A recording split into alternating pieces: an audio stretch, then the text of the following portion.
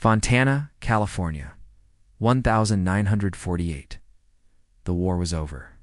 But the silence it left behind was louder than gunfire. Men came home from battlefields to quiet streets that didn't understand them anymore. Jobs felt small. Conversations felt empty. The world had moved on, but something inside them hadn't. They were stuck, trapped between the chaos they left behind and the normalcy they couldn't accept. One of those men was Otto Friedli. He wasn't famous. He wasn't polished. There were no cameras waiting for him, no interviews, no headlines. Just a motorcycle, a restless mind, and a burning refusal to disappear into ordinary life. While everyone else was trying to forget the war, Otto was trying to remember what it felt like to be truly alive. Before 1948, Otto rode with a rough Southern California motorcycle group known as the Pissed Off Bastards of Bloomington. They were loud, unapologetic, and unpredictable. Bars knew their engines before they saw their faces. Small towns heard them coming from miles away. They weren't trying to be legends, they were just trying to feel something real in a world that suddenly felt fake. But groups fracture, egos clash, roads split. When loyalty breaks, everything falls apart. When that earlier crew began to weaken and crumble from the inside, Otto saw something most didn't. He didn't just see the end of a club, he saw the beginning of something bigger. Something that could outlast any single man, any single fight, any single moment.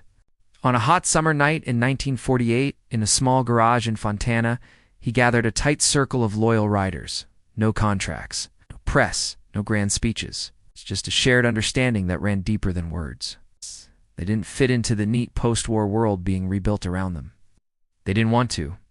They wanted loyalty without compromise, brotherhood without apology, identity without permission. And most importantly, they wanted a code, their own code. That night a name was chosen. A name that would echo through decades and across continents. The Hells Angels Motorcycle Club. There were no predictions of global notoriety. No vision boards of worldwide chapters. No 10-year plan. It's just a patch, a mindset, and a line drawn in the sand. We live by our own rules, or we don't live at all. Otto's role wasn't about flashy missions or secret operations. There are no documented war-style campaigns attached to his name. His impact was quieter but deeper, like roots growing unseen beneath the surface. He helped create structure, a sense of hierarchy, a culture where loyalty came first, always.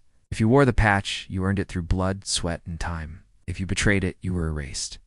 In the late 1940s, motorcycle culture in California was raw and unfiltered. Rides stretched for endless miles across desert highways under scorching sun.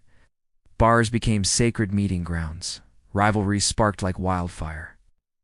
Law enforcement watched carefully, notebooks in hand, trying to make sense of this new breed of American outlaw. The image of the outlaw biker was forming in real time, right there on those dusty roads, and Otto had helped ignite that fire.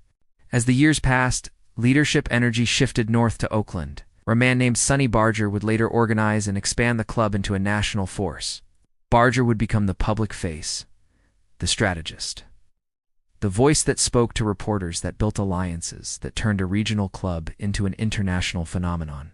But foundations matter, and foundations are built by men who don't care about credit.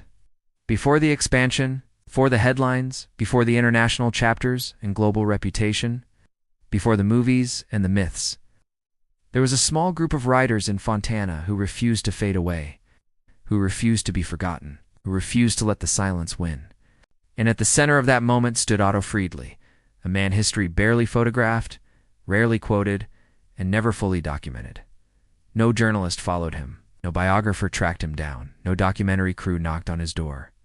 That mystery is part of the legend. No glossy biography, no polished memoir, no tell-all interview on late-night television, just the echo of engines in 1948, and a decision that changed biker culture forever.